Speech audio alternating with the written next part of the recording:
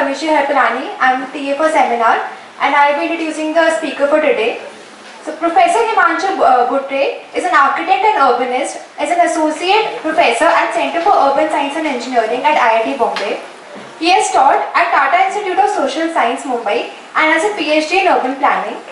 So practiced architecture in Mumbai and Goa for over a decade and a half and has published extensively across professional, popular and scholarly platforms since 1990.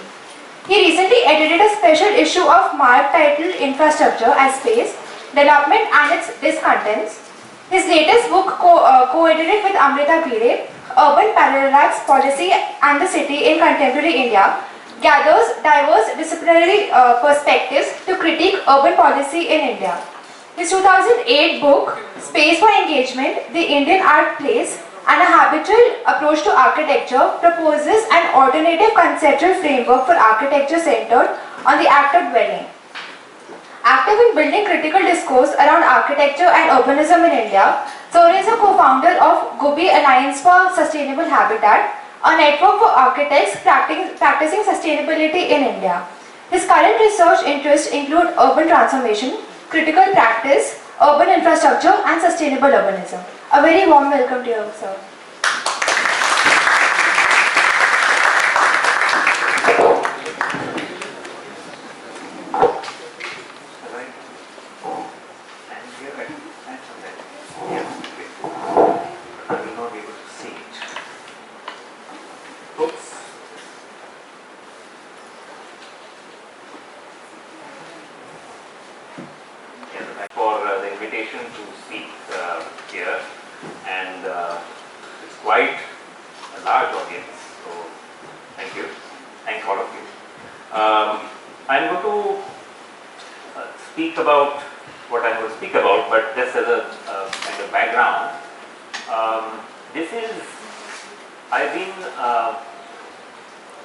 Working on in a very loose way and then sort of stopped working on it as research on what we have learned to call sustainable architectural practice, or practices, more accurately, practices that seek to build more sustainably in very, very different contexts. And I never really got around to I started with a kind of survey in 2007, traveling across India, and I started doing it with my wife actually, who then got on to other things. We went across India, met some architects we had not met before, known before, we knew a number of them before. And but in a kind of the best instance of documentation as activism, what it resulted in was not your usual book or article or whatever. Is there another? Yeah. It ended up in the formation of this thing called Gubi, which is like a network, a community of architects who practice sustainability in a way which I think I like to call is critical. Now that word critical has very, it can have a range of meaning. It can go very, very wide, it can remain narrow, and to an extent the work which I never did, which I am slowly now going back to and to actually doing it, is partly an exercise, partly really a questioning of what it means, how can we, any profession, whether it is architecture or medicine or engineering, how can we practice it critically? And we have examples of all such practices, and what does critical mean in this context? So that's really been the motivation, and this idea of criticality as the most important say aspect of practice also came. It took time for me to really land there, and that history also is useful as context, because a lot of this I have not spelled out. I tried to keep the presentations very simple. I didn't want to get into sort of theory and very much, but there are more examples. So some background here may be useful. I had spent about 15 odd years from 1990 onwards as both a practicing architect but also a de facto architecture critic. No particular kind of job description, would just be basically writing and going visiting and speaking to architects, trying to make sense of what was being built, trying to understand the structure of assumptions from which it comes, the constraints, the relationship with various kinds of contexts, the economic context, social context, the actual environmental context. And when I wrote my first book, it was really it came out of a extreme kind of, not extreme, but a very sort of, shall I say, significant disappointment with the way architecture, not unlike say other disciplines, other professional disciplines, had taken had adopted very limited objectives to orient its own practice, its own action. And in the case of that book, I basically argued that architecture is now only focused either on creating an art object or a technological object, and what it is lost is at the center of the architecture ought to be the human being and the human body, and that's something that is actually never, it's completely absent from the entire architectural enterprise. What takes its place is these sort of contextless abstractions of ergonomics, of standards, and so on and so forth. Right? So that's why, because the body is not central to architecture, it's not important to make our buildings and our inhabited environments universally accessible, for instance, because the whole exercise is oriented towards achieving those certain standards and obeying certain laws. And ultimately, what is most important is to create a beautiful building or a completely new technological innovation. So that's where it came from. And along the way, therefore, I was very uncomfortable with the way we were valuing architecture or valuing architects. So who gets the greatest award and for what?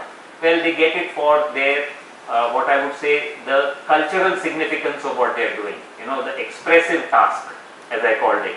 So Charles Correa is a great architect, there's no doubt about it in terms of his creativity and his skill as a manipulator of form and space and the kind of experiences that you and I can have in those buildings. But that's all it is. Right? It is limited in that sense, and that is what really for me marks all of 20th century architecture. Everything that I have internalized as a practicing architect as being what I should aim for is really captured in this objective, which is ultimately only in a narrow way culturalist, and that too in a way, why I say narrow is because it basically how well do I design something to look like or within a certain style or a certain kind of paradigm, which is broadly modernist, the abstract cube and so on and so forth. So that is the background, and at that point I began to be very, very uncomfortable with the term creative. I had already been very uncomfortable with the word creative since childhood, because anyone who can draw something which looks like a leaf or a tree is thought automatically to be creative, and that's actually not a sign of creativity in many ways. But I was searching for something that would be, help me distinguish between two or three architects, which would be deeper than just how well they have walked a particular walk. So that's how I landed up at the concept, at the word critical. And what critical means, which I have not really elaborated, that's why all of this large extended preface, is it comes out of, there's a very everyday ordinary meaning of critical, which means you don't take anything at face value. You have the usual scientific kind of skepticism towards whatever you receive. But critical in the social sciences also means, has a specific meaning in relation to not to take anything for granted, where as a practitioner in this case, I see my own role in the context, in some larger expanded context. And for instance, how does my practice fit within a larger social structure? Suppose if, for those of you who want to fight the battle against capitalism, or for those of you who want to fight the battle against statism, that is the larger structure, and within that, how do I fit myself? And a commitment, whether statism, capitalism, patriarchy, whichever, caste, or all of them, a commitment alongside this critique of the way the game is set up, and our own role within that game, alongside a commitment to a transformative approach to creating something better, which coming out of that critique. So therefore, if you are against, in this case, the kind of people that I am talking about, largely the critique has been of the environmental impact of architecture, but not just the environmental. How can one create an architecture and perhaps maybe a world of building in which is better on that count, and along with that on many others. So this is broadly where, this is the kind of volume 0 of this volume 1, and there are only a few architects whose work I can give you a glimpse of. There are many who are actually very important and who are not here, but that's simply a matter of the diversity that I wanted to show today, and I'm happy to discuss any others or any examples anyone may have. So this is really just a very, very preliminary kind of, and as I said, since I have actually not begun systematic research, but I have been immersed in this world of, especially these, the kind of people that I'm talking about, they're all friends, they're part of the network, I've seen their work, and had many, many different conversations, long ones with them. So that's what kind of informs this. So you'll not see a lot of citations and any of that, because it's in that sense very early for me. Okay, so the key, I found this very recently on Twitter, and I think this really, in one sense, is a nice way in which to start seeing what I am interested in, given that we know that whatever we do harm, because as we know, there is no such thing as sustainable architecture, right, which is completely sustainable. It is only a question of more or less, and of course then more interesting questions are why this and why that, and at what cost to whom, and so on and so forth. And the start with zero is another very senior architect, Vinod Gupta. We'll see one of his projects here, who says that he built. So what is also very interesting, which I am getting very fascinated with, is how has this thing taken root? Because it's not something that comes out of any textbooks, or there are no programs on sustainable architecture. The word itself is, we have no changes. You're talking of green architecture today, and some of these people are extremely, they sniff at the word green architecture for various reasons. But that history also is very, very interesting, which I am sort of getting into. But Vinod is one of those pioneers who is, in the 70s onwards, he lives and works in Delhi, and he did one of the perhaps the first rainwater harvesting based housing layouts in Delhi. Also built the first intelligent building in India in Bandra complex, which is a CMC building. So a very interesting guy who also has a PhD in energy studies from IIT Delhi. So there are the roots of that are also becoming very interesting, and of course Baker is a very important, Laurie Baker is a very important figure in that history.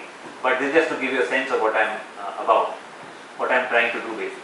So this is really what I'm interested in. It is how to think critically about and transformatively about building sustainably in India. And for some reason you can't see a box on the bottom right which says what it is not about. But let me just say that I am interested in the perspective of on sustainability of building that each of these different examples that I will speak about, that they reveal, and they also it also reveals the diversity. For me, the most exciting thing in all of this is to find that there are say 15 of us in a room, and if I really make the effort, many of us are good friends with really great kind of engagement and appreciation for each other, but the two people, one here and the other there, are actually in some sense operating in ideologically opposed worlds. So the diversity itself is something very interesting. I will not be getting into kind of problematizing it, but it's something that is there on the table for me to, which I will be thinking about. And what it is not about is, of course, this is not about building science. It would be stupid of me to try to do that. I am not equipped to do that. And it's also not about how to. This talk is not about how you should build sustainably, to build in mud or to build in brick and so on and so forth. So a lot of that will come in. So we actually know what the sustainability crisis broadly, the context of that crisis is. What is important, what we know very often, I think, is not adequately historicized, and we tend to think of the environmental challenge of sustainability much more, but we don't see that always. We may see it as something that comes out of, say, industrialization, but not always necessarily adequately enough to see both its colonial as well as capitalist roots, and that is important, because if you are going to solve a problem created by X kind of model, then that model, if it persists, then you are not going to be able to solve that problem within that same model, because that's actually caused it. So that's something to think about, even though you may not be able to go and change anything. And also the assumption very common in the mainstream, which is cultivated, of course, that there's always a cost. The old line about you have to break a few omelets break a few eggs to make some omelette. And very interestingly, in the sustainability story, sustainability world, how the belief somewhere, even among the people some of the people I am talking about, and some of them are very, very super smart people, that higher technology will ultimately give us the solutions, right? And it's what is interesting about that belief is, these are not stupid people, they can see much, so there is something valid in what they are saying. And so how does the critique and an affirmation, how do I see it actually operate in practice? And I'll say something about practice, because practice interests me even more, but I'll come to that. And in terms of why we have to talk of sustainable architecture, why buildings? Well, obviously the buildings have a huge impact, and we know the specific villains, whether it's red brick and so on. There's also a kind of, even purely in a cultural sense, this kind of building, for instance, is perpetuating through its aesthetics and the, shall I say, the hegemonic power of that aesthetics, is perpetuating the unsustainable ways of building, for instance. So it operates at multiple levels, not just the obvious level of all the embodied costs or the operating costs of air conditioning inside this glass box, but also in terms of how I will look at it and I will be very impressed and I will want and aspire for a building like that. And we also know, beyond just the environmental, that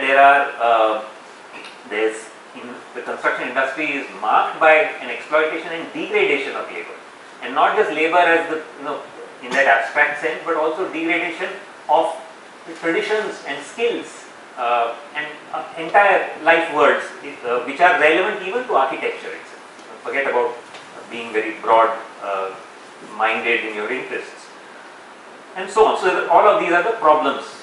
So clearly building as usual is a major driver of overall unsustainability.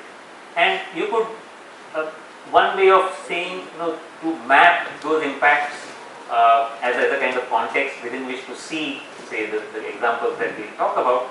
There's an environmental crisis, there's a resource crisis, and there's a social crisis. And of course these are very complex, but I'll just quickly go over some which I think, particularly the environment thing, which is often assumed to be self-evident.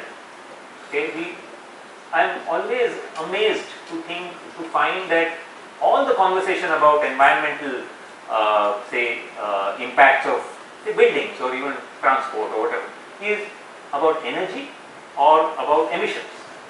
and that's it most of the time. Okay.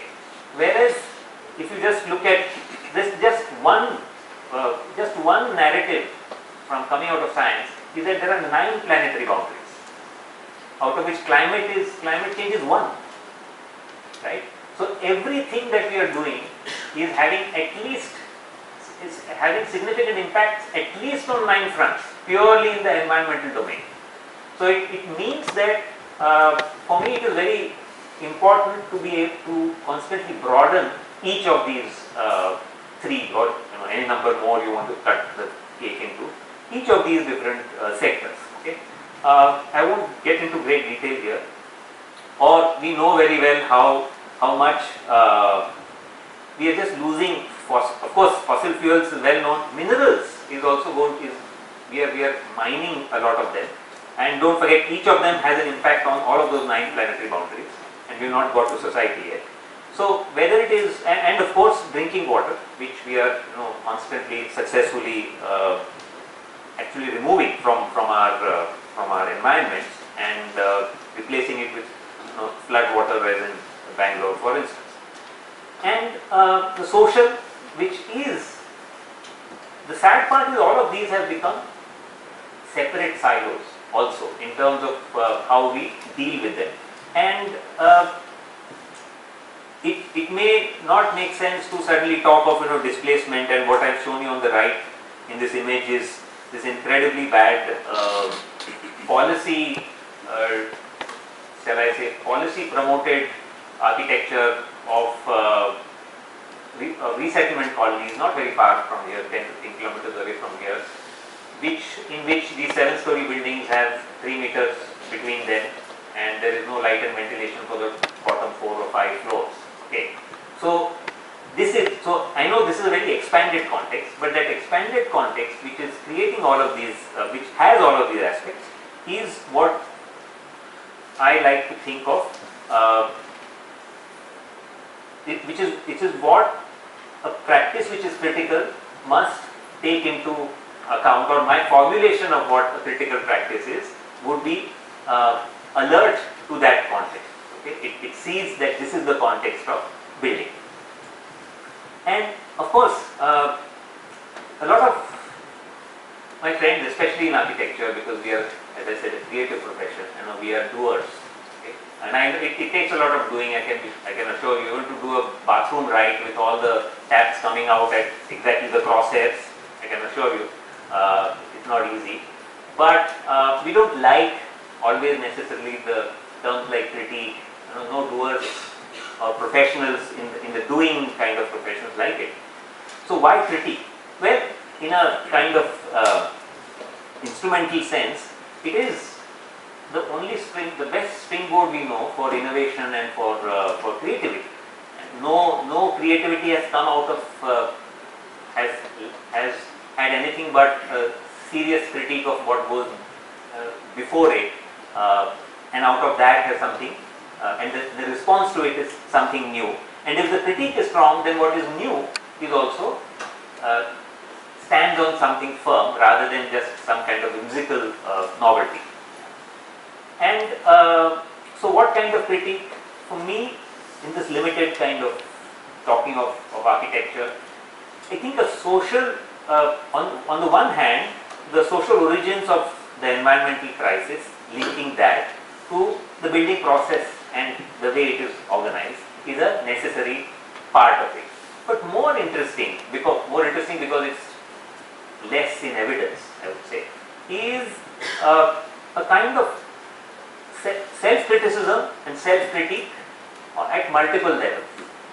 One, the easier level is to look at the way your profession is set up.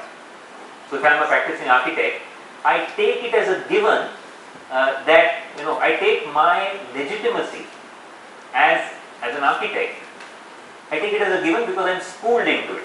And 5 years of practice, and then all those awards and all of those magazines and amazing books written by amazing white professors and architects.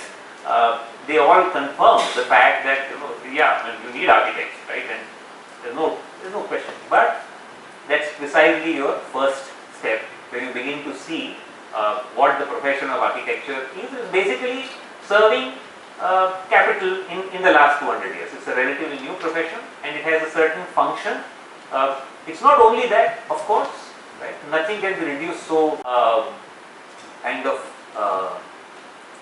underpinning, let's say, of how much of whatever legitimacy and power that it has got, and that's true of all professions. No professions exist as professions with societal protection and license, and a kind of basically a license, in other words, is a socially granted monopoly that no one else can practice as a doctor, no one else can practice as an architect, and in return for what? That is really the question. So why does a wider society, or those who actually are dominant in that society, why do they make space for that kind of monopoly for you? Beyond the fact that you are fantastic, or as a profession or as individuals, that of course we would all like to believe. And there's another interesting question here with architecture, and especially in the last, like the time that I am familiar with, which is things are changing very interestingly, is that architects are, and especially this kind of architect, is usually a small business enterprise, in the sense it's an individual with maybe 10, 15, 20 architects. A firm of 20 people is quite a good size for an architectural firm. So how many projects are you going to do in your lifetime? So you make a difference, what is the scale of the difference?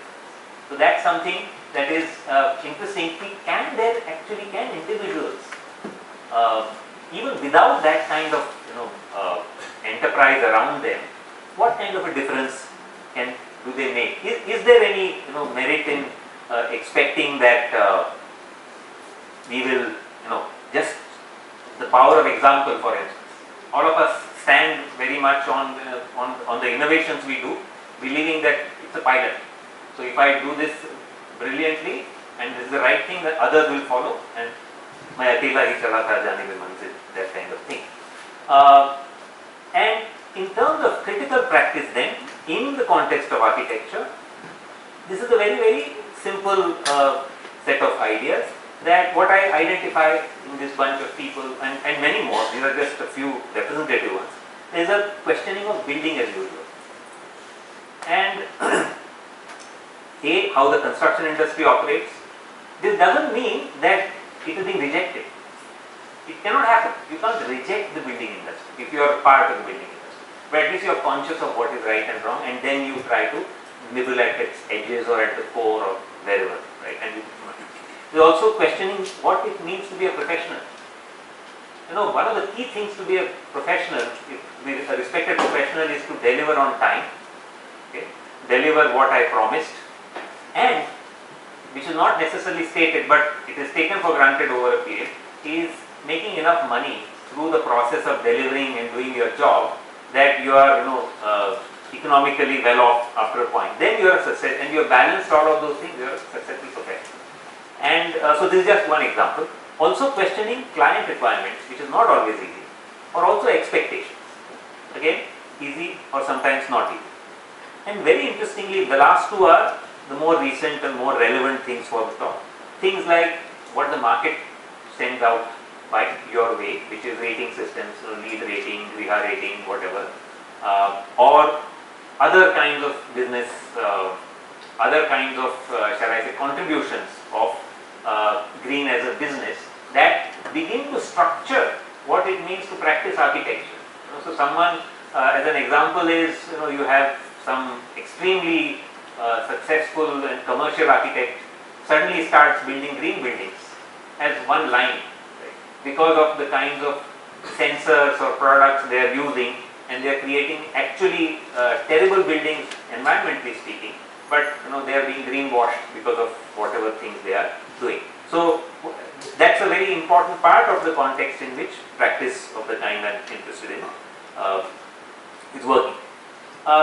And of course, the idea is that you explore and develop new ways of doing what is the same kind of, finally buildings are not such complex things, but you can find new ways and new principles, in fact, of doing the same old thing, and even develop new technologies, design approaches and processes at a kind of intermediate level. You're not going to be the new, only 10 remaining. We have done half an hour. Oh, Maybe shit. Maybe 15 minutes. Okay, yeah. We have So- little bit extra time. So I give you indicate. Yeah, thanks. So I'll just quickly, so forget about practice and all that, we will come to it later. So this is the, and anyway it doesn't matter, I can stop anywhere because just number of examples. No, please take your time. Yeah. It'd be nice to also see that. Okay. So quickly what I find is these are the, and this is not like the last word, this is a very obvious thing but I am just foregrounding it. All of these people actually believe in some kind of conservation. So to consume less, that's why I said start with zero. Start with zero in terms of consumption, reduce embodied burning energy. Also, very important, there's something in architecture called passive design, where you achieve your goals of, say, especially of comfort, okay, but also consuming less operational energy for fans and lighting and so on.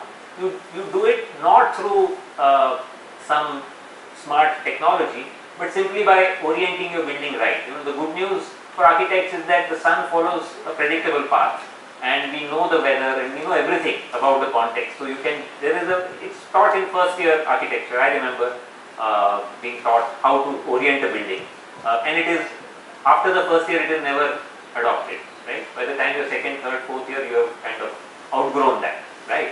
And then that's when you start going towards all of these fancy tools. So passive design first, and then other things later, and of course local knowledges and closing loops, etc. So we'll begin with Baker. So now the story of individual architects past, I'll go through them. Baker is very, very interesting. There's a lot of writing about him. He is thought of. If you read about Baker, you will read of him as the low cost architect. Okay, and that's really because the 70s when he began to become known was I think the sustainability crisis, environmental crisis was not yet as big as the poverty crisis and housing crisis. So it became low cost. Right? Then of course we started reading what he's actually writing and what he's saying, and so he's actually low energy. He's trying to consume less, and he's talking of cost effective. He said, I'm not a low cost architect, cost effective. But he actually was remarkably low cost. But that's not what he was going towards. He was going to low energy in the 70s.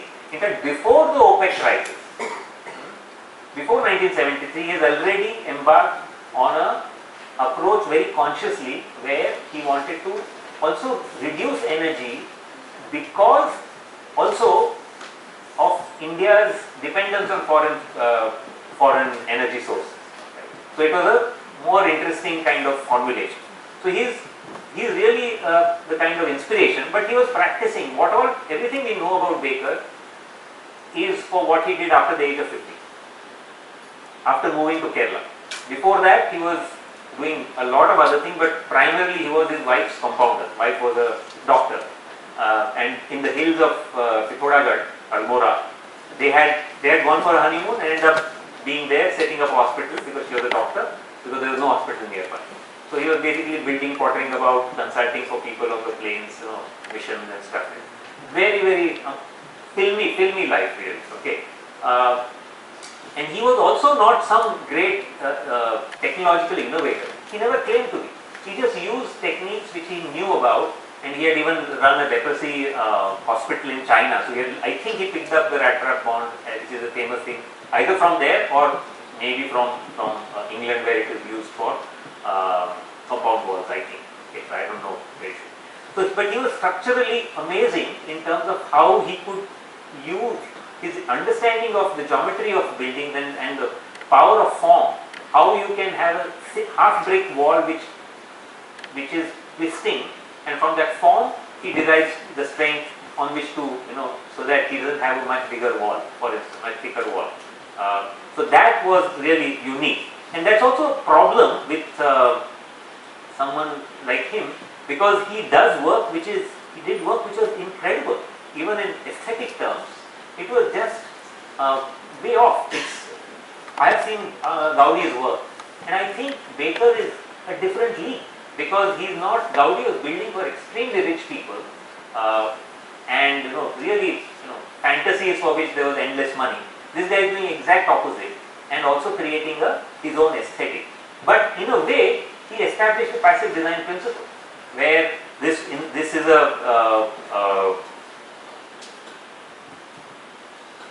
which of these is a and it doesn't matter. So you can see in the image on the right, you can see the perforated wall, which is a jali, and that is behind that is a corridor, and that jali building in Kerala, which is very humid, the importance of ventilation, in that climate was acknowledged through having many perforated building. So that reduced, it made sure that air kept moving, you were comfortable inside through using only passive means, which is basically the bulk of the building itself. And these are all 9-inch walls. Incidentally, the wall itself has a hollow inside. The way the bricks are made, the bonding pattern of the brick, it has a hollow inside, and that insulates, so it cuts down the amount of brick you consume. It's the same 9-inch thick wall. It has a hollow, and then the actual practice of building, because he didn't have an office.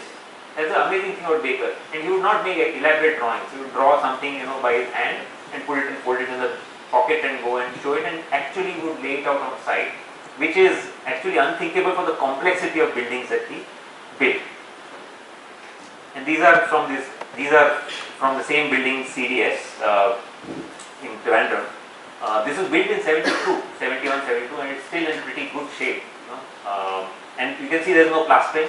So in one shot, you cut out on cement. You don't ever have to paint again. There's another recurring environmental and financial cost. And just basic wisdom of covering all the roofs with the roof with even a little overhang, and that's quite good. And incredibly whimsical, but in a way that is extremely appropriate. This is a coffee house. It's like a 10 rupee coffee kind of place, right next to the Trivandrum bus stand and opposite the railway station.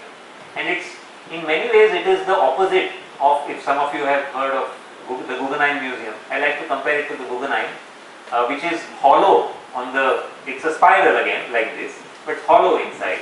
And this has a solid core which has the pantry. And you actually sit on the ramp as you go up. Okay. And everything is built in. You can just hose this place down. No furniture which you have to maintain really. And there are no windows, it's just those jalis. And the low height of the window means that it is self-protecting, because it acts like a chadja. The thickness of the 9-inch, because the height is not very much, it's about this much, it protects it like a chadja. And extremely beautiful. So this is a house for the Hudco, one of the Hudco chiefs, Suresh, V. Suresh, and built at 1/3 the cost, and incredibly beautiful. And whimsical, because he loved the mango, the paisley pattern, right? And he shaped the building like that. The courtyard is like that for no good reason, but it works. And this is his Coventry Cathedral effect.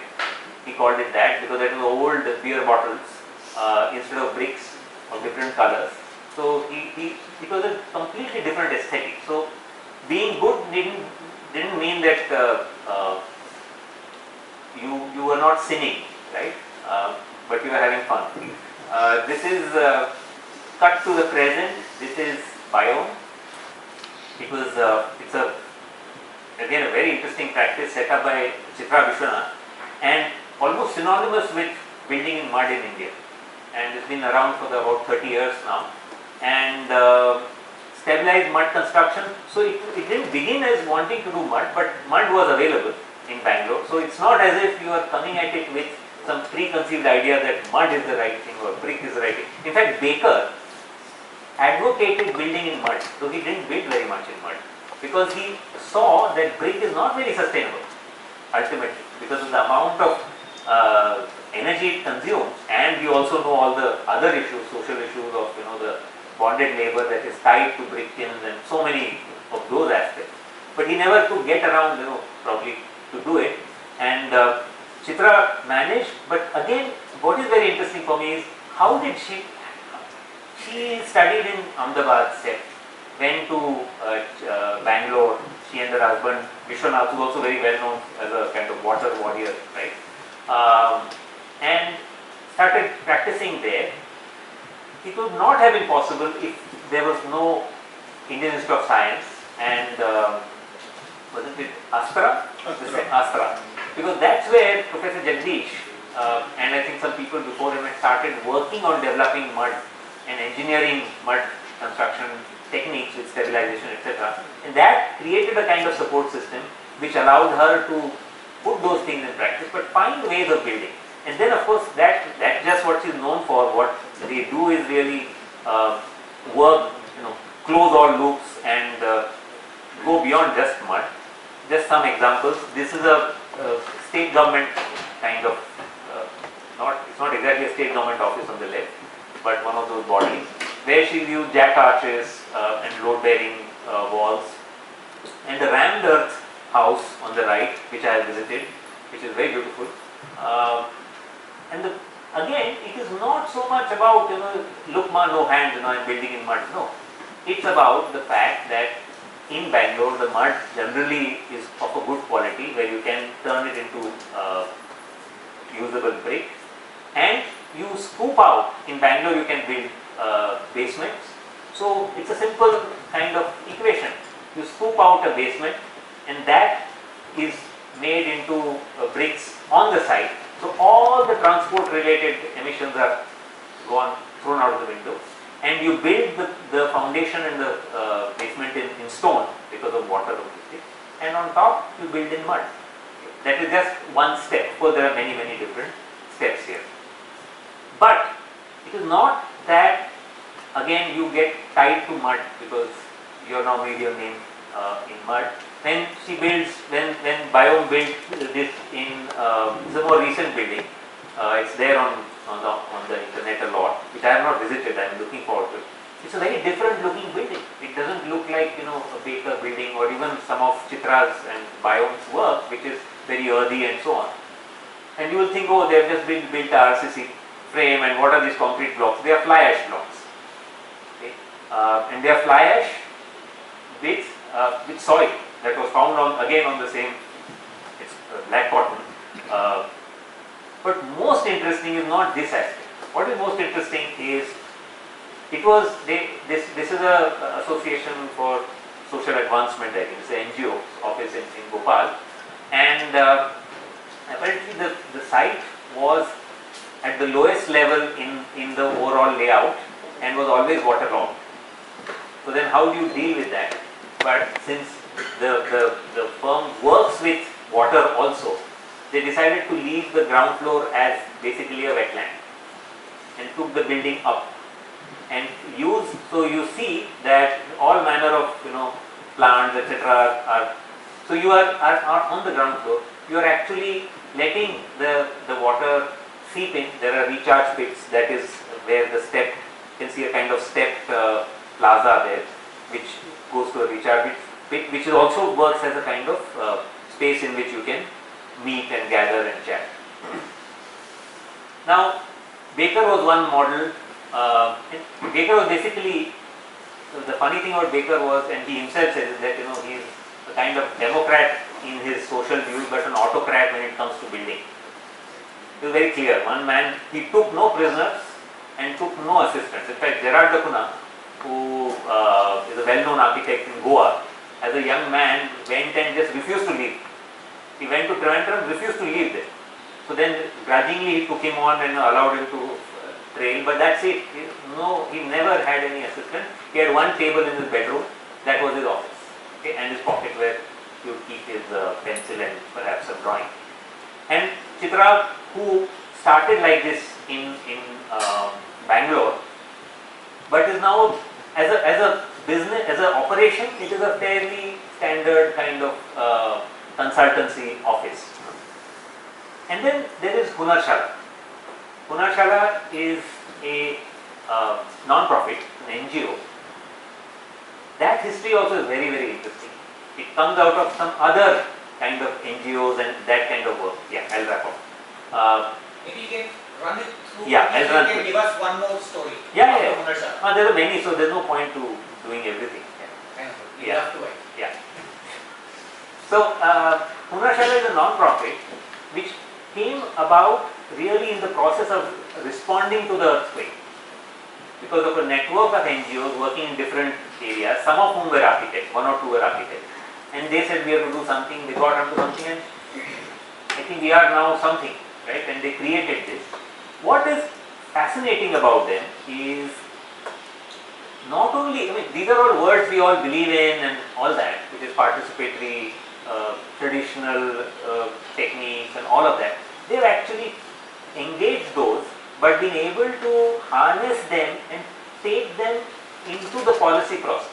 Sometimes they've actually shaped particular responses of the state. I mean, there's a famous story about how they saved the forest because of the participatory method in responding to earthquake and this the loss of housing in Kashmir. But their best known story kind of achievements in my mind among them is the fact that they were able to, after the earthquake in Bhuj, they were able to, they managed and they actually aimed for it, which is for me the first kind of transformatory act.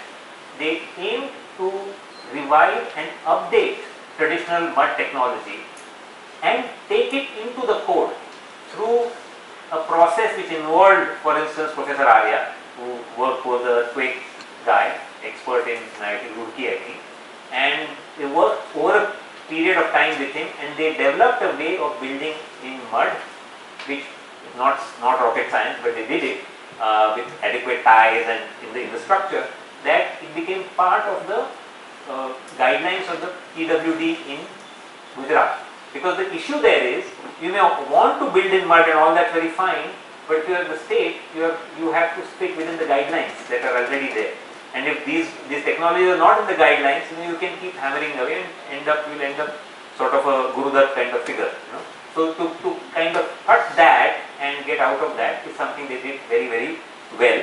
And there is this very beautiful project which is working with, the whole thing is about working with communities. It is not about my brilliance or as a group as a brilliance of your technology, but again like Baker, it is amazing work. Even as pure architecture, it's extremely beautiful. You don't want to leave those places very often.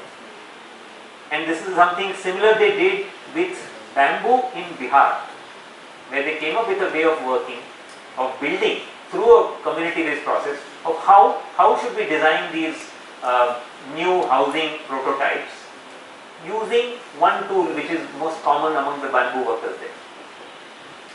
And that also made it to the Bihar guidance. Okay, so shall I just quickly run through? I will not talk. Yes, please. So this is Vinod Gupta, I mentioned him, and this is his NIIT University in Neemrana in Rajasthan, and it uses textbook case of using passive techniques, many different things, the earth tunnel cooling, and you can see the towers in the image. They are for passive downdraft, or I always get confused. Oh, I'm sorry. What am I doing? Ahmedabad. But this is a factory which is what you see is the brick is really a mix of red brick and fly ash, and cleverly done in a way that 1 lakh red bricks and 15 lakh fly ash.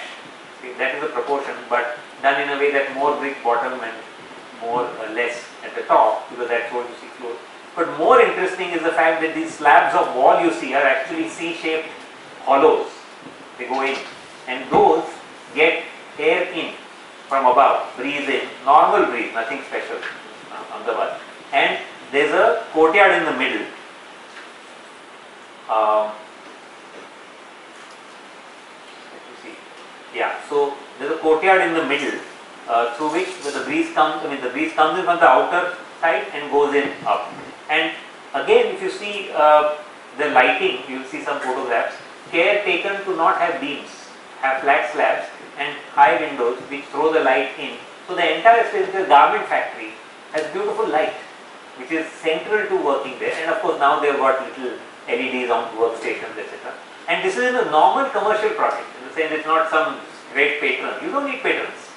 because sustainable architecture to a great extent you can do without, it should cost less actually. In the US you will be told it costs much more, but here it should cost less and certainly pay for itself in the longer term very, very easily. And Sanjay is incredible guy. Among other things, he's built the biggest bamboo dome in the world, does complex spreadsheets in his head. He's the most un-architect-like architect, writes software programs from the 1980s to calculate daylight, stuff like that, just a different level. Only has a bachelor's degree, but he has worked as Vinod's assistant in IIT for a few years. But this is his, so it's sustainable doesn't mean only mud and this and that.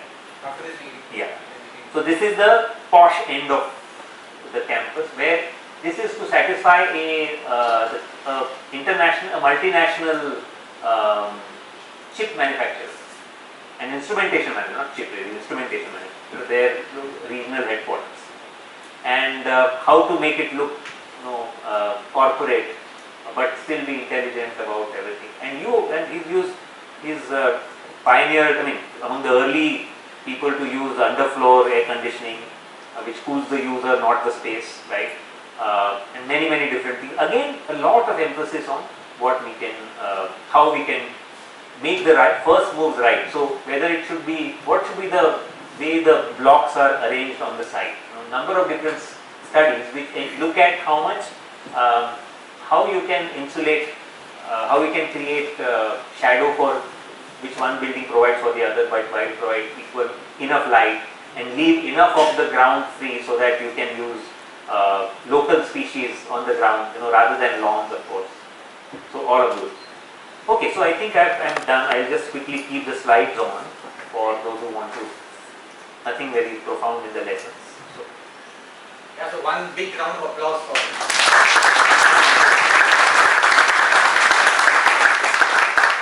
actually not done in any.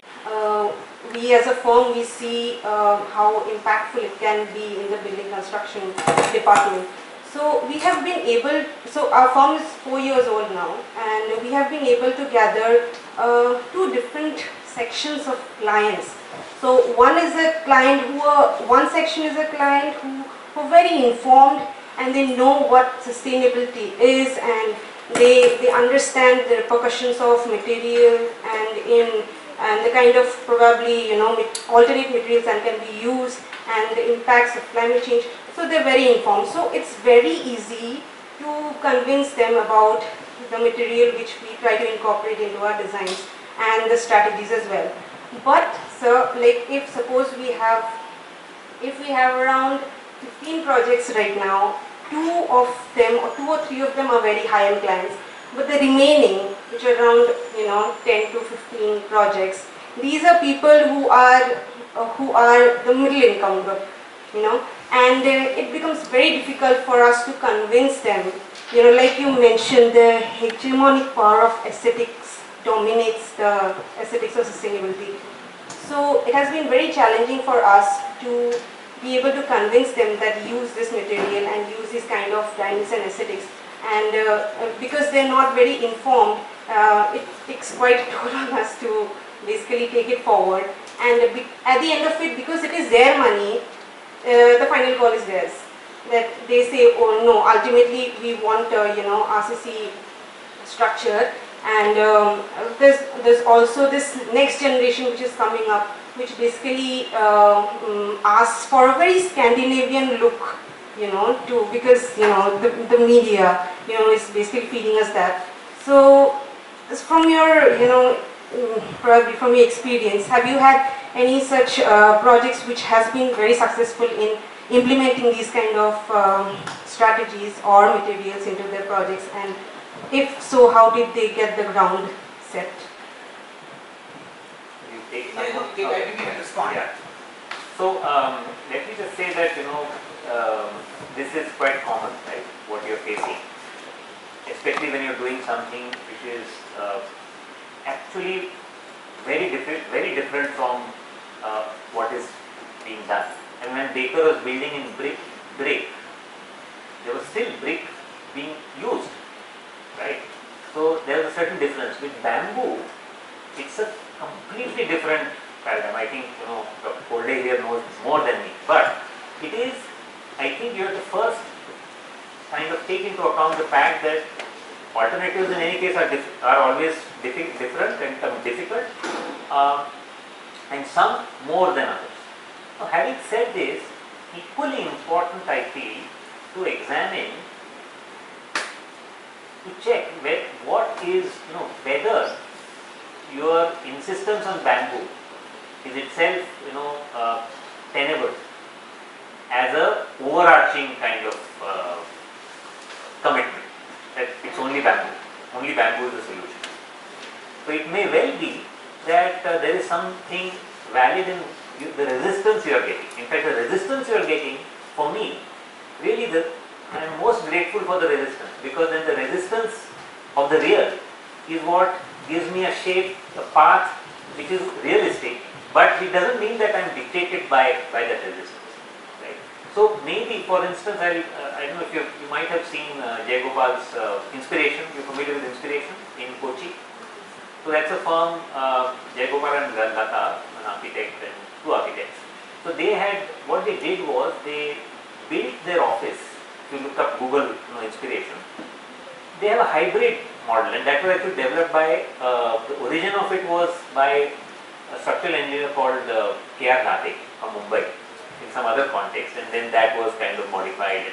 But it is a very interesting structure, because what they have done is, they are not insisting on building everything in bamboo. They have got 4 inch by 4 inch or 4 inch by 4 inch concrete columns, like the half timbering, 1 meter apart, with very little steel. Maybe I think it's ductile concrete is what Late used to call it. And in that frame, they have split bamboo, which is, it's a hybrid, right? It's a kind of ferrocement kind of panel, split bamboo. So it's not purist. It is not the bamboo of, what is that, Relais, or the Bali fantastic things, right? It's bamboo as solving this problem in this way. It reduces so much of consumption of other things, creates a very light building. So I think some negotiation with that may be certainly one way, or accept that this will work only for this kind of project. I mean, in Kohima, Richard Bello is doing something like that, right? He managed over the last 15 years to do something. He will hit those limits, right? And you will hit those limits, and maybe that's a good thing. I don't know. Yeah, anyone else in the student crowd? I know there are lots of architect students in masters. Okay, there's one architect's hand has gone up because of that. Both PhDs and master's students. Everybody. So, hello, my name is Shweta. I'm a PhD at Sitara. I'm actually an architect and I practice architecture. And I'm really proud to say this at this moment, because I've worked with both Cosford and Biome. And both of it was discussed. It was like a nostalgic moment for me. So actually, I just wanted to add on to what you said about Cosford, sir. The fact that the material and everything is great.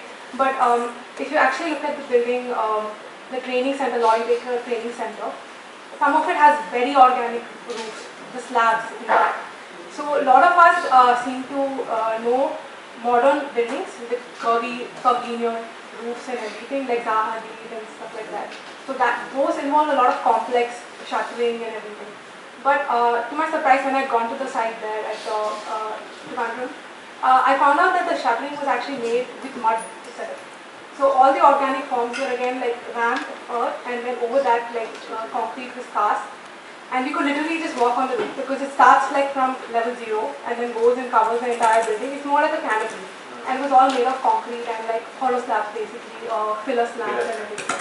So even the way of construction is very organic and very sustainable, and that's a very interesting point that I just wanted to add to whatever you said.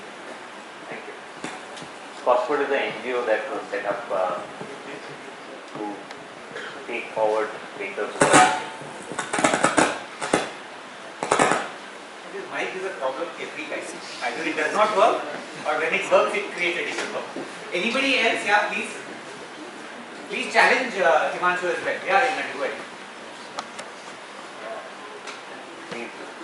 Hello sir, my name is and I am an architect but currently doing my masters in first year in deparang. So my question is, like, while we are talking about the Gandhi of architecture, Laurie Baker, and also like when the modern era architects aspire to design like Zaha Hadid or maybe Sanjay Puri here. So my question is, like, for a low scale architect, for like a fresher architect, is it feasible to aspire to design like those? Because for them the clients are also high end clients, rich clients, but when we talk about like a middle class client, so they may like to have that kind of buildings, but then when the cost factor comes and like the the feasibility in designing like that, then it reduces down to the same old these things, the mainstream architecture. So how to what is the scope for a junior architect or just a beginner architect to design sustainably? So there is this once young architect, now still younger, called Daniel in Trivandrum, who has, you would expect, being in Trivandrum, he was of course influenced by Baker, etc. But he has developed his own way of building in mud, and he is working in Trivandrum like any other Indian city, the same kind of limitations, right? If you think of them, I think actually it's a great thing that people don't have the money, quite frankly, honestly. And he's just now got a major award for all his work, which actually is very different from Baker's work. It's in mud, and he's created his own kind of aesthetic, right? Dramatic aesthetic, building pretty sustainable stuff, and sometimes for high-end clients, sometimes for institutions. So I think you should think of what is the question that is important for you. Why do you want to build the way you are thinking, maybe whether like Zaha Hadid or whoever else, or even Baker? Why do you want to build like that? And I think the first question has to be to yourself. And then what is it that how do you want to build? I think for every architect that is the question, what matters?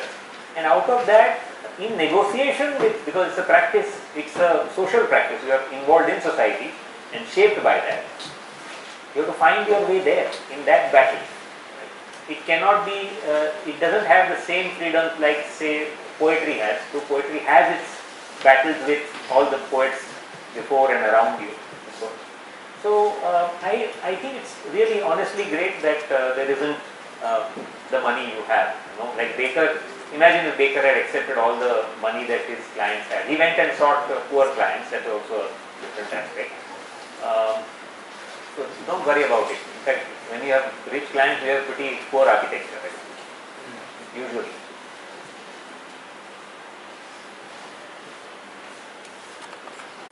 Good evening, sir.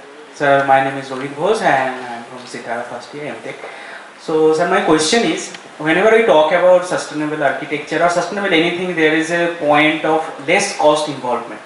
So, in case of earthquake prone areas, does the sustainable architecture can withstand the natural calamity, basically the seismic activities, or can we ensure, so parallelly there is less cost involvement, and as well as it is more resilient or more withstanding towards seismic activities? I don't see that as opposed to each other, and that's why I mentioned the Hunarchala example. They've created a way of building in mud, not just for cost, for other reasons, environmental reasons. Which, so if you are a kind of fundamentalist of mud, or a fundamentalist of bamboo, or a fundamentalist of whatever, you are going to face those problems, right? But if you are not, and if you are really trying to solve a problem, and what this really involves, all of this, is a redefinition of the problem. I am going to solve the problem X, but I am going to, so far we were not, we are even now not looking at Y, Z, A, B, C as problems that, what we do causes. If you start looking at those, solving, I think a lot of these examples are about solving the problems we already have identified, A, B, C, structural stability, seismic, and all of those, while also solving all those which are real problems. but they are ignored. There is no choice between them. You don't have to have. And there are enough examples. And in fact, Hunarshala's buildings will be very often cheaper, and they are much more durable and better and more beautiful, and they are also working with the local economy. So those dimensions I didn't talk about. And not just Hunarshala, lot of them, even Chitra. But I think in this case, Yeah, we are talking about seismic activity not at the Japanese level. yeah. So so there is a huge difference between building at Bhuj and building at say, Kyoto. Is it so? Is it correct? I would think so, but I wouldn't say that building is. So what I mean, okay, so I think I should clarify. If you have to build in a very highly, seismically active zone, that is one of the problems you have to take into account. And once you define that problem in that way, there are going to be 5-6 different ways of doing it. I do not think a priori that it is, if there are two buildings, or let me put it like this, I think all buildings I build, whether I build them sustainably or using aluminium and glass, will have to withstand that. And if it is built and if it is not sacrificing seismic resistance, then I think what's the problem? And that's what we have seen, that in wherever these people have built, it is dealing with those disasters. It's earthquake in Bhuj, it's floods in Kosi. And in fact what is interesting is, because of the process of speaking to those people, we came up with a strategy that let's build a building house which is on stilts, so that water can come and go where everything is up. And worst case we can rebuild it. It is light enough, it's not expensive enough. So you redefine the problem in a way that is more appropriate. Your emphasis has to be there. And there is, to answer your question, there is no reason to believe that doing that involves more cost or necessarily less cost. It will be the same cost. I don't know. Let's find out. Yes. And these people have found out. Niveka. In addition to his answer, I would like to add something.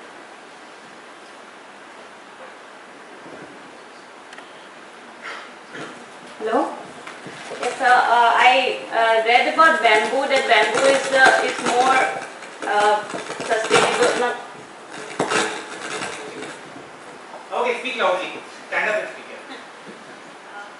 So bamboo is the new steel of the new era. It says like bamboo is more earthquake resistant than steel. So this would be a solution, because in Northeast India this has been traditionally been practiced.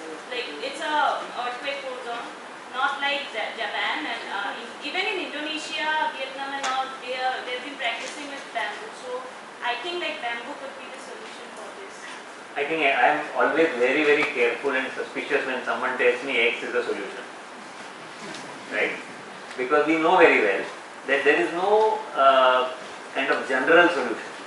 One solution that we all want. I'm with you. I'd be happiest if they could tell me one solution that solves everything. Right? But sadly, it's not. But not just sadly, it's actually good. Otherwise, what is there for us to do in life? If all the things are already ready for you. Yeah? So bamboo is not the solution. It is one of the solutions, one of the best, great solutions. But you have to figure out where it is a solution. So first define the problem. Yeah, Niveka. Sir, this is Nivita pursuing practicing architecture for the past. So I have been wondering about self-artist Manda architecture and some works going on in all of it. So I see students working on Manda architecture very slowly. So what are the real challenges you face if you have made Manda? Never had the guts or the chance. I live in Bombay. All I can do is bathrooms and yeah. My next question is in lead rated buildings. So how do you approach the building? Like when you started with the design, you go with the materialistic approach or the pragmatic approach, or any other practical ways in which how you approach the design strategy? Yeah, so no, I have not designed a lead rated building, obviously, but to my, fortunately, neither has Sanjay Prakash. Okay? Sanjay Prakash is the boss in all of this for us. Because why should I bother to design a lead rated building? You know, the beauty of the great joke, for a long time it held true, that Baker, whose work we know to have the lowest embodied energy, I mean approaching in the direction of low embodied energy, and therefore we all take as a touchstone of, you know, the sensible sustainability pursuit. The LEED framework of rating, which gives you gold, platinum, and which therefore claims to rate the sustainability of the building. Okay, it would not begin. They would not be able to rate Baker. This was initially in the stage. Now they have made some changes. Why is that? Because unless you had committed enough sins by having an air-conditioned building, you did not come up to the point at which you could be rated. Because so you have to accumulate your sins, then you have to make a trip to the Ganges called LEED, then slowly say, okay, ye gaya, do gaya. You know? So you are standing on a tall kind of platform of sins, then that reduces further a little bit. So then platinum, gold is here, platinum is here. Right? But Baker was here. You can't catch it. So why would I bother?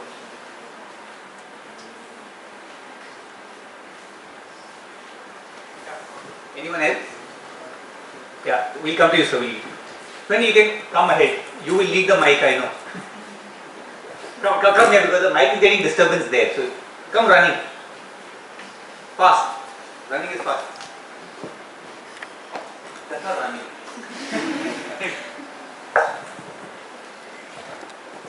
Hello sir, I am Schon Paul. I am first year MTech student at Sitara. So the first few lines that you said, actually I couldn't link, one of which is you said architecture has various contexts, cultural, environmental, political, social, and the next statement you made was human being is absent in this context of architecture. It's majorly the standards and the laws that govern. So, but these standards, these laws are made by people themselves, and environment, politics, social, cultural aspects are even governed by human beings. And how, like, human beings are absent, like I couldn't get this. Thank you. But you just risk waiting here with me for 1 hour on this. But I will not. He's the type who will wait. Okay. So the short answer is like this. Take the chair. Okay? The most dangerous invention of humankind, right? You know very well. You sit in the chair, you're finished. Take the ergonomics of the chair. So you've been taught, I don't know what you've been taught, I was taught 18 inches, 450 mm height. Okay. You're an architect? No, I'm good. So we were taught, you know, that 450 mm is the height of the chair, and 750 for the top, and stuff like that. Only later I learned that that was not God's word. Okay, it had come. It was an English word. It was an English standard, and I didn't check because the guy who told me, oh, it should be only 16, and he had a 16-inch chair which worked very well. So for me, 16 became the new 18. Correct? What is interesting is what becomes real for me as an architect is that 16 inches or 450 mm or that thing has been derived from some human being. I trust, I hope. Okay? It's been derived, say, from the fact that for centuries, that chairs have been broadly in that range from 16 to 18 inches. So once I have been given that 16 inches is the chair top, then I don't need to think about who's sitting. Because remember, we all come in different sizes and shapes and back health. Correct? And in fact, we have not, like Gupta I mentioned, he also has a furniture manufacturing unit. He's passionate about product design, and he has a chair which I have got, where he says this is all wrong, and he's right, the chairs are a terrible invention.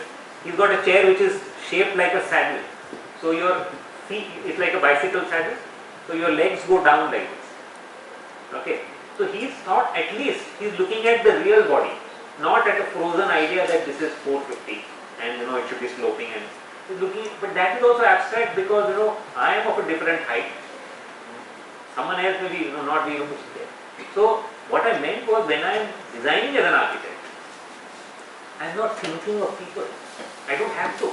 I'm thinking of the walls, the shape, the sculptural quality and the light falling from above. And I'm fantasizing half the time about myself and how brilliant my own design is. But what I'm really dealing with, the material, is not the being, not the human being. I'm dealing with abstraction. In the same way that when you, as a social scientist, are a risk, if you are a social scientist, risk dealing in abstractions of class, for instance, so we all, knowledge is finally a kind of web of abstraction, right? Structure of abstraction, and that, in one sense, is at the root of what I was saying. So it comes, the knowledge of society, of human beings, etc., is filtered, okay, and comes down to these standards and these kind of habits or some guidelines of design. But by the time we come there, we have lost sight of the origin, which is the human being herself, himself, in all their different sizes and shapes and abilities. Right? I don't know if I explained that.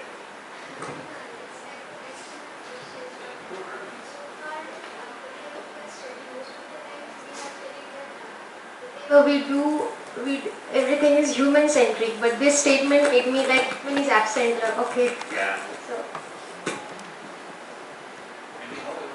and maybe sometime later. Later now. There's no later. Go ahead. It will take me some time to digest. Like. He's very opposite. Thank you, very enlightening, or rather thought-provoking talk. So I am trained as a structural engineer. So I'm coming from there. Siddhartha Ghosh, I teach in civil engineering. So yeah, structural engineer by profession. So one question, I have two questions. One is related to the definition of the problem. I want to know, in my mind, I think supply chain plays a big role, particularly in the urban areas, which you did not mention. So what do you think, how big a role does it play in our decision, in our overall design of the solution? Great question.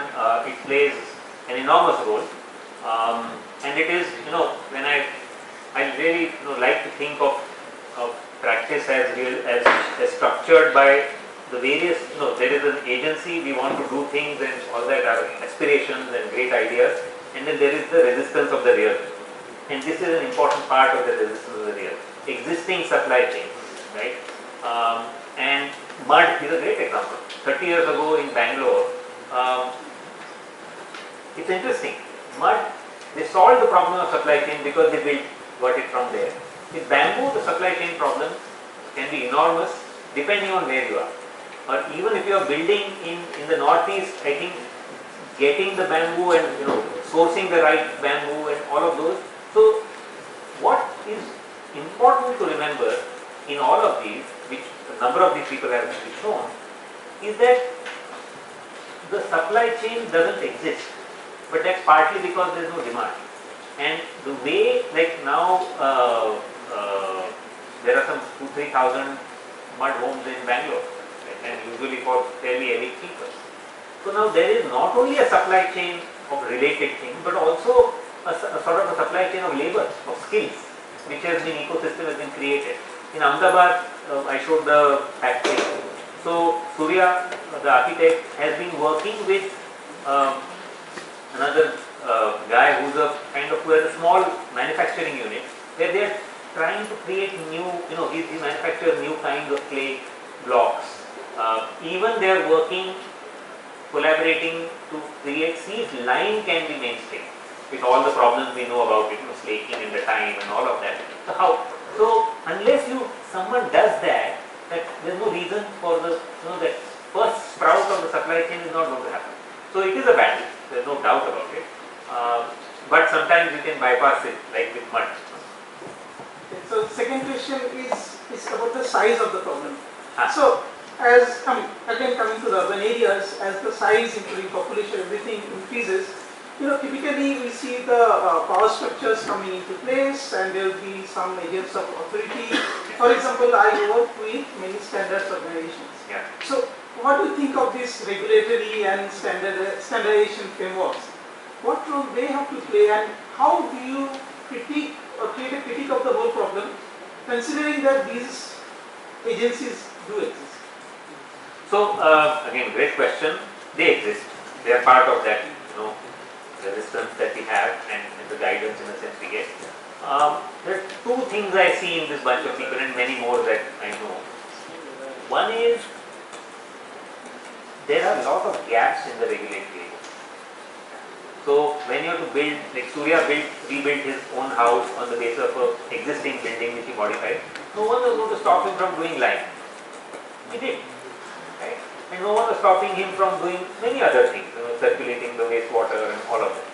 He did all of that. And he's done that, and others like him have done that in different places. And now people like Sanjay, for instance, Sanjay Prakash or Vinod, they're all involved with those standards. They're involved in those discussions. They're all sitting on various kind of committees which work with that, and they can push. They do push. So when the BIS standards are opened up, they get circulated in a group. The other people are talking, and they will So you are also actually shaping those standards.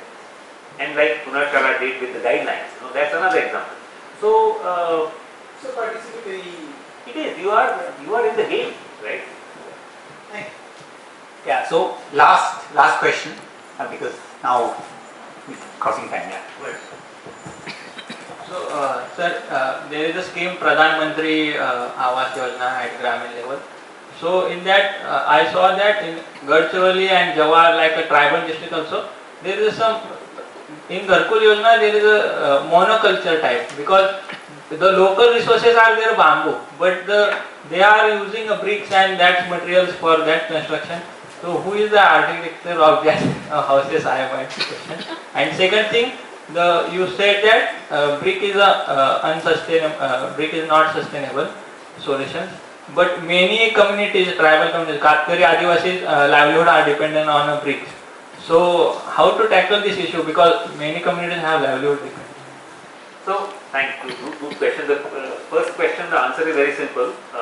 The architect of that is some document that has come from somewhere, and with all the standard layouts or whatever else. Usually that is it, or usually there's no. Of course, there's no architect. It's some kind of process, some bureaucratic output works to shape the actual designs, etc. Or sometimes, but I've also been very kind of nicely surprised by people in the state PWD or rural ministry, engineers working there who are also trying to do new things. So the main story is this monoculture, going from state and inappropriate monoculture, because that monoculture, the code of that is decided in Delhi for Madurai or from so that's a problem. It's also partly significantly to do with the fact of how we are educated. Our imaginations and understanding of our tasks are set up, and that's why for me a critical practice is really what one needs to work towards. What was the second question? I forgot. Community livelihood depending on. So that's actually a very profound question, and maybe I didn't dwell on this. What for me is the most interesting thing, okay, is and this is, I had written a small piece on it and on critical practice some years ago, and and that's what really the fascinating thing about practice. You have no practice. Every practice will contradict its own principles at some point. Otherwise, you can't practice. Simple, from what I can see, right? So there will be a contradiction between what you want, between this and that, some trade-off, right? But what you are free to do is to choose your contradictions. You can't escape contradiction, you can choose a contradiction. So what you can say, boss, for me, the livelihood of the Katkaris is more important than your silly embodied, kind of emissions or whatever, because anyway, these people didn't create that problem. Why should they be, trying to solve your problem that you have created? So unko karne do, I'll have cement plastered building. So it is the wrong place to try these technologies and to create force these sacrifices on. And that all practice finally is dealing with wicked problems. So this is also another aspect, that you cannot fully define what the problem or the parameters of that thing completely. Yeah. So not only will there be contradictions you have to choose, you also have to trial and error in its highest form. You have to find out the limits of the problem, and it will surprise you. There are two more questions, so people don't want to leave. So quick questions, Shashwat and Subodh, and we can take both together and then you can answer it. Yeah. So, good evening, sir. This is Shashwat. I am second year MTech student at Sitara. So, I had an opportunity to read some of the things that you've written in your bio, and I felt that that you've reduced some of the modernist architects as you mentioned, as abstract economics, and the second that you have been overly critical about the Chandigarh city. So, with the other writing. Yes. Okay. So, my question to you is that having experienced both, I come from Chandigarh city, and also the Sabarmati riverfront development, which is again being overly criticized for its concrete work. Does user experience and also user reaction to the spaces also come under sustainability? Because that becomes a question whether should they be considered sustainable or not. For both the examples, I feel the user experience has been pretty good in terms of feedback. However, architects in New Delhi do not feel the same. Yes. So, that is Great. So we'll take that. We take your question also.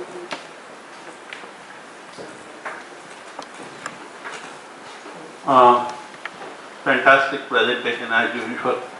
So I was, after your presentation for 5 minutes, I was trying to come out of your spell. So still resisting that spell. See, in volume 0, you talked about criticality, where you said that criticality pertains largely, not your words, largely mentioned where you try to change or address those structures, larger structures, and you mentioned class, caste, etc. But your slide on that doesn't reflect that.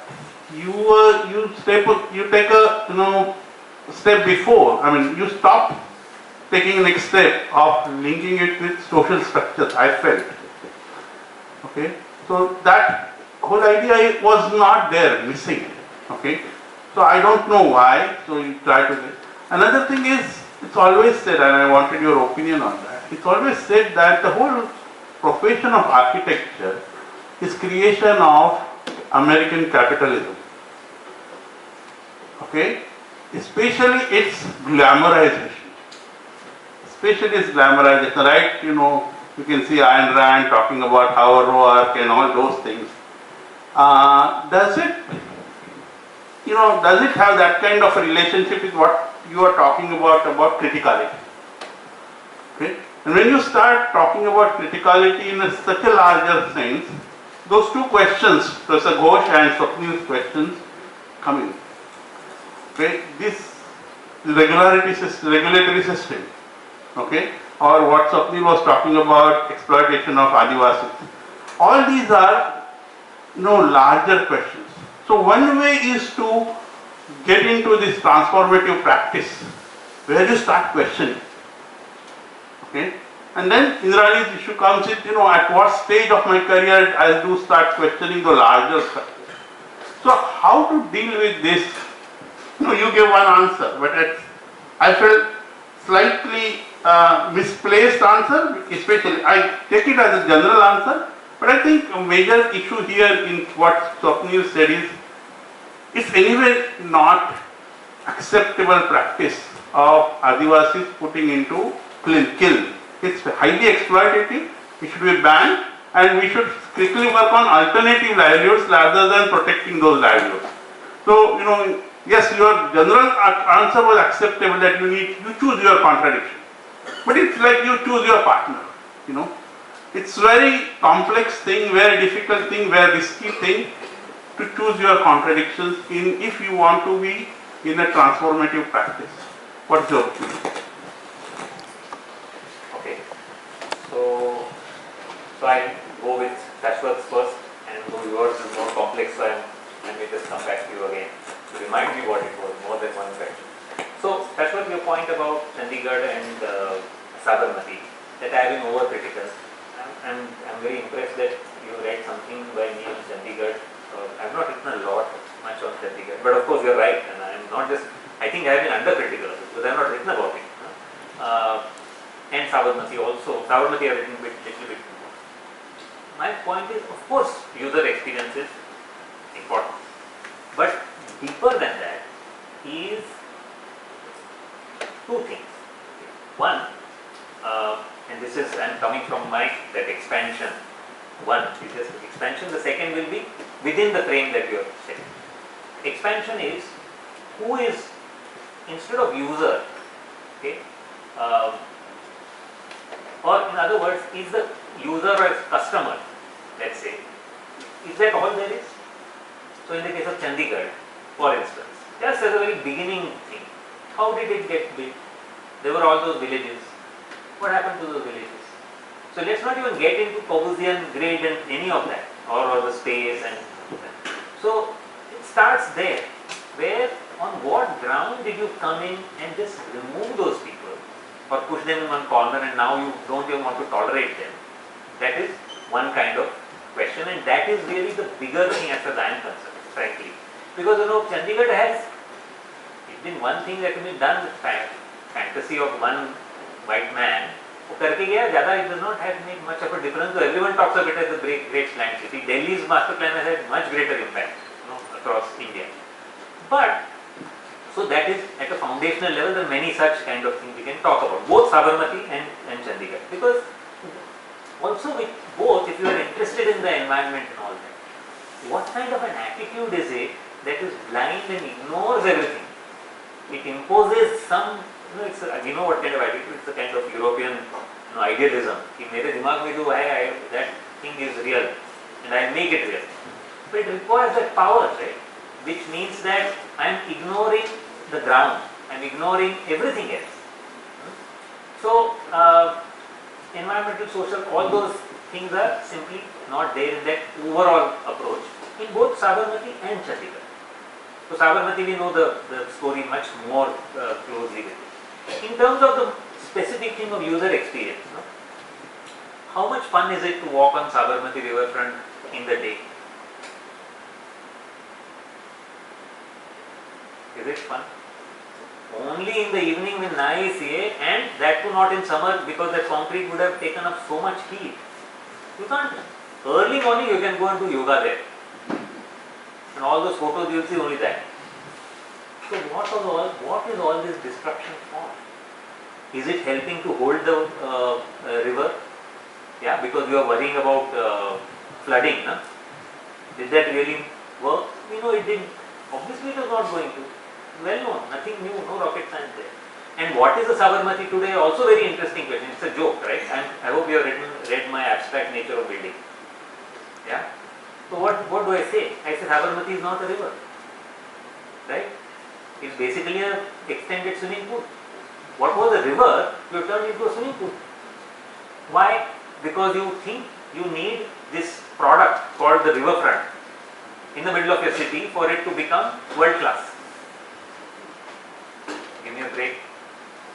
Yeah. And I have told Vimal himself, right, these kind of things. He knows where I stand.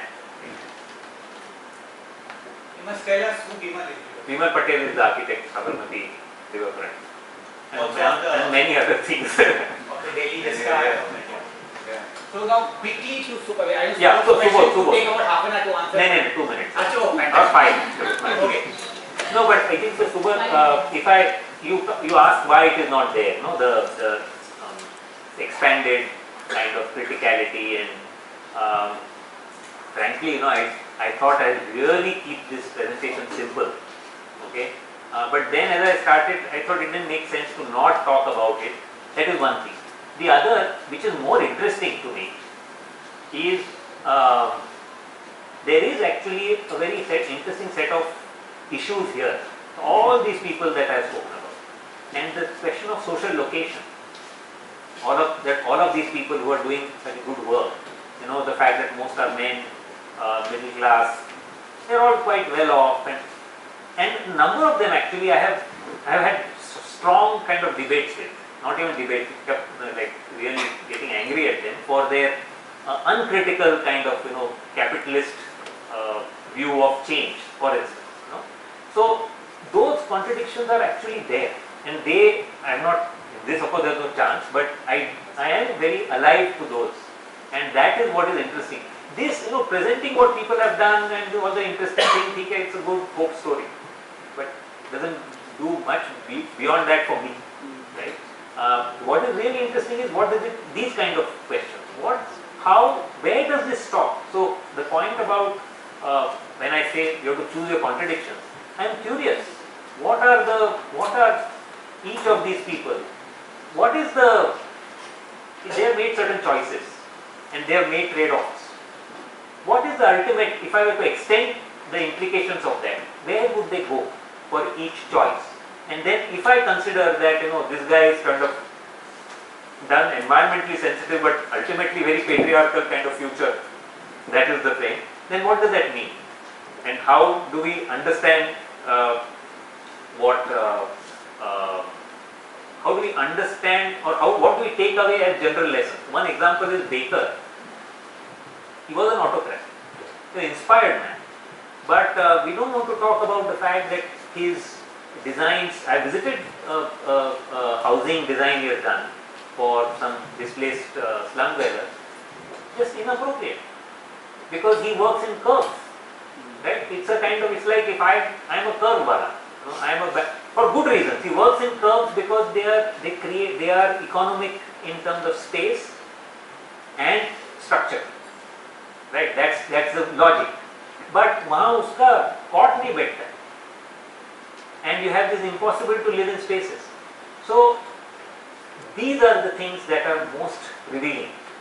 At what point does a practice fail? What are those contradictions that they have chosen and which, or they are not aware of? In this case, he is not particularly aware of it. So that is what is more promising for me, which will really hold me up. Because a lot of this I already know and all this is very familiar, nothing very exciting. That's what I am really looking for, as and when I really get down to it. It was very, very exciting for us. Thank you so much, Himanshu. It's been absolutely fantastic, almost 2 hours now. So a big round of applause for Himanshu. And as you're here for the first time, we also have a guest for the first time. As in the line of what Sitara tries to do, we have a small token of a gift. This is handloom woven scarf from Andhra Pradesh. And we have Lata here, who teaches in IDC. She is faculty in IDC, adjunct faculty. She also runs the organization called Dastakar Andhra. So they work with weavers in Andhra and Telangana. And I do know that you are a fan of their work anyway. So I'm going to request Lata to please come ahead. And so Lata also runs the weaving studio in IDC. So if you have heard about weaving the scarf that convocating students are doing, so you should approach her. And I just that she's come for the first time, you've come for the first time. So yeah. Thank you very much. Thank you everybody. And there is a lot more sprouts to take home and eat. So you can take home and make your usal for tomorrow, or that could be your dinner. Thank you very much for coming. Next Tuesday we have another very interesting session for the people who are not part of Sitara. Somebody called Chavi Mathur from the Living Waters Museum from Pune.